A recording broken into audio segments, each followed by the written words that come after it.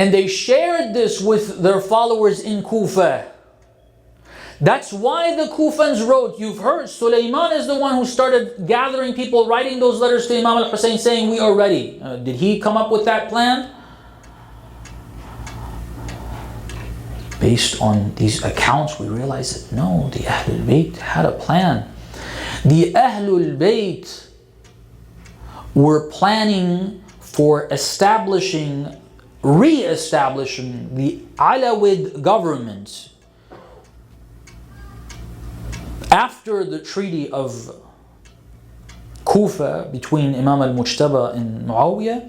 After Muawiyah, they were planning on establishing it, and the way their plan was going, according to this hadith, if the people of Kufa would have, with their numbers, meaning they were a minority compared to the entire Islamic Ummah and the Islamic Empire, they were a minority. But if in the year 61, they would have joined with those small numbers, and Karbala wouldn't have happened, and Imam al-Hussein would have arrived in Kufa, he would have been able to get rid of Ubaydullah ibn Ziyad, united the people of Kufa and Basra, and then gradually more and more people, everybody was fed up with everybody understood. That's why Imam al-Hussein said in those speeches to everyone, don't you see أن الحق لا يعمل به? Everybody was seeing. Everybody thought, we can't do this. If they would have listened, if they would have come forward, over the course of 10 years after the beginning of the uprising, the Muslim Ummah would have been under the rule of the Ahlul Bayt. Okay. Bada occurred, yes, it's related to Bada. Why? Because the people would have had to support that. Unfortunately, they didn't. And remember, when we say this, side point, again, the topic tonight is Ashura and Imam al-Hujjah. When we say this, let's not mistake that and have a misunderstanding regarding that analysis of history. That analysis of history, if the people of Kufa would have done this or that, then such and such would have happened, and because they didn't, this happened, Karbala happened, is not to condemn a people in history. Whoever did whatever they did, the good, the confused, the bad, all of those people were there.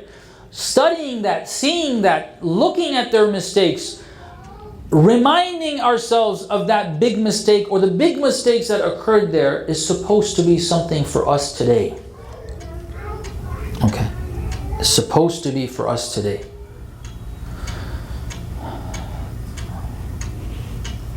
If we, the Ahlul Bayt, have given us all of the instructions, all of the instructions are there. If we follow what they have said, if we would have done that, the ghaiba, the occultation of our Imam would not have been prolonged up to this point. That hadith means this.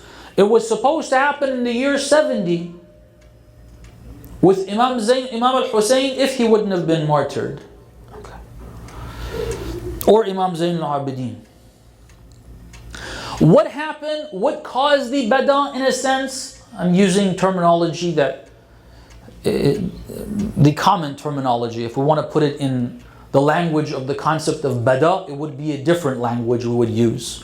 What caused that change? The behavior of the Ummah. The behavior of whom? The Shia, the followers of the Ahlul Bayt. The second time, it was planned for 140. In other words, again, Imam Zayn al-Abidin started working.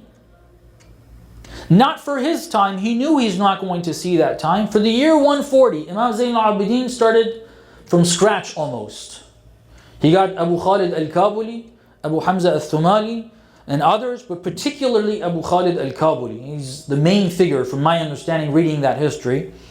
If you understand when, or where rather, the movement against the Umayyads that I mentioned briefly one of the previous sessions started, Jawzjan, which is somewhere in Afghanistan today, That is the region of Abu Khalid al-Kabuli. Imam Zayn al-Abidin trained this person in a very interesting divine plan. He was sent back to his region and he started spreading the message of Imam Zayn al-Abidin gradually. This is between the year 61, the beginning of the Imam of Imam Zayn al-Abidin, and his Shahada, if I remember correctly, around 70 something, if I remember correctly. I could be wrong on that, I don't remember exactly. Abu Khalid al-Kabuli goes, it takes between then until around 120-ish, Calculate that, see how many years that is. 40, 50, approximately 60 years. Gradually, Imam Zayn al-Abidin works on that, Imam al-Baqir works on that, Imam al-Sadiq. At Imam al-Sadiq's time, it becomes a lot more apparent, it's outward. Imam al-Sadiq salawatullah wa salamuhu alayhi goes to Mina, where all the believers are gathering for 3 consecutive days from across the Islamic empire, and he faces the people in one direction. He says, Ayyuhan nas, kana nabi al-imam. The word imam means your political leader. That's what it meant at the time, and that's what it should mean. Of course, the discussion was, is the political leader someone other than your religious leader? The other version distinguished between the two. They said, oh, that's fine. The Ahlul Bayt can be so-called religious leaders, but the political leader is this. The Imam announced as loud as he could, Kana Nabi al-Imam. Then Ali ibn Abi Talib. Then Al-Hassan. Then Al-Hussein. Then Ali ibn Al-Hussein. Then Muhammad ibn Ali. Then Ana. Explicitly, openly. A level of taqiyya at that point, before the establishment of the Abbasids, when the movement of the Ahlul Bayt was bearing its fruits. The Imams were planning on that. They worked towards it, according to the hadith. And then it says after 140, again it was postponed to an unknown time. In other words, after Imam al-Sadiq salamullah alayhi in the year 148, Imam al-Kadhim continued trying to establish it. It wasn't like he said, okay, this is not for us. Imam al-Kadhim is just sitting idly in Medina waiting for khums to come his way and distributed amongst the Sadat who were poor, and then, spending a little money to, I don't know, create some latmiya or something for the Ahlul Bayt just to... No, Imam al-Kadhim, وَمَا أَدْرَاكُمْ مَنْ الْإِمَامِ الْكَاظِمِ. Okay. Imam al-Kadhim, salawatullah wa salamuhu alayhi. The amount of political activity Imam al-Kadhim had is astonishing. There's so many accounts, I don't have time to explain this. So the first point I'm trying to make, connecting Ashura and the Imam of our time, as I said, correcting our understanding of not just Imam al-Husayn's connection with the coming of the 12th Imam. All of our Imams were working towards establishing the government of the Ahlul Bayt, which is the government of Allah, which is the rule of Allah subhanahu wa ta'ala on earth, which tells us that we as the followers of the Ahlul Bayt have got to constantly be working towards establishing the government of Allah, the government of the Ahlul Bayt. We can't wait. That's what that means. Because we've already been given this information. This is point number 1. Recite the salawat, please.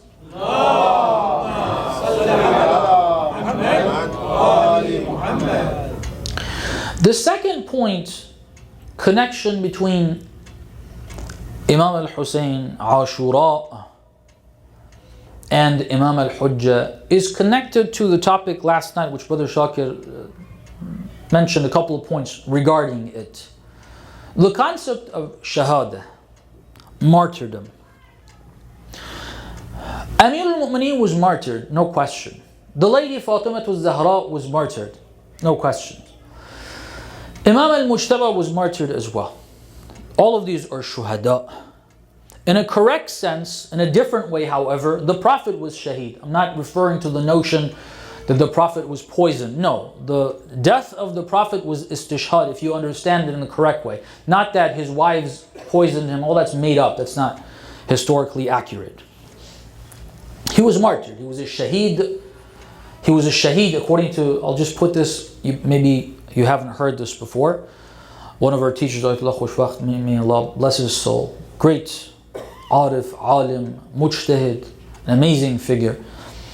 He said there's something called living shahada. There are those who are shaheed while they're alive. Okay. The Holy Prophet was a shaheed even while he was alive. Whatever that means for another session. The point is, the Ahlul Bayt, in that very visible way, in terms of getting killed by the hands of the enemies of Allah, the enemies of the Ahlul Bayt, the enemies of the deen, that was something that didn't start with Imam al-Hussein. However, the way it occurred with Imam al-Hussein was a lot more effective in terms of bringing the concept in the spotlight and allowing people to see it. The lady Fatima al-Zahra was injured. The injury led to her shahada eventually. Okay? And it may not be seen. It's not as visible. The idea of putting herself there for that purpose, sacrificing her life, which is an understanding we need to have. That is actually what she did, but it's not as visible. It takes a lot of analysis to try to come to that understanding that she deliberately put herself there. She sacrificed herself for Imamah, for Islam, for Allah, for the Ummah. It was more difficult to see. Imam or Amir al-Mu'mineen was martyred clearly with the sword. However, it was in the masjid by a munafiq. It seems like Amir al-Mu'mineen just went there, he was struck. That's not accurate, but it's difficult to see again that istishhad that we're talking about. With Imam al-Hussein, it was a battlefield. It's clear. It's fighting.